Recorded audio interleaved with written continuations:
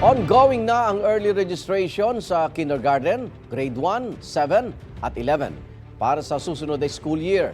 Live mula sa Dagupan City. Naunang balita si CJ Torida ng GMA Regional TV. CJ. Igan, base sa implementing guidelines sa school calendar and activities ng DepEd, kailangan magsagawa ang kagawaran ng maagang enrollment na nagsimula na noong huling Sabado ng Enero.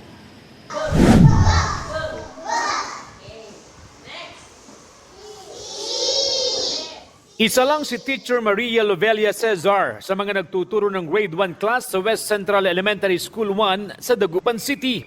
Nasa 217 ang mga mag-aaral sa grade 1 sa paaralan na hinati sa 7 section. 5 subjects ang itinuturo sa grade 1, kabilang ang language, reading and literacy, mathematics, GMRC at makabansa. Ito rin ang ituturo sa mga incoming grade 1 para sa school year 2025-2026, kung saan nagsimula na ang early registration nito lang Sabado, January 25, 2025. Bukod sa grade 1, may early registration din sa kinder, grade 7 at 11 sa high school. Wala raw limit sa bilang ng mag-i-enroll. Sa mag-enter ng kinder, dapat as of August 31 yung cut-off kasi namin. So, hindi kami lahat. Basta yung requirements is mabigay nila.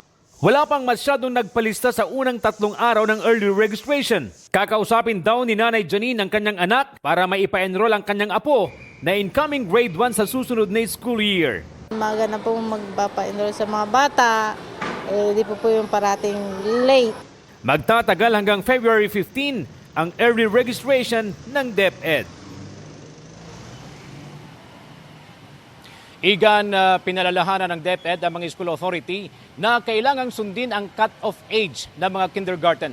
Dapat 5 years old ang isang enrollee bago pa ang katapusan ng Agosto. Igan? Maraming salamat CJ Torida ng GMA Regional TV.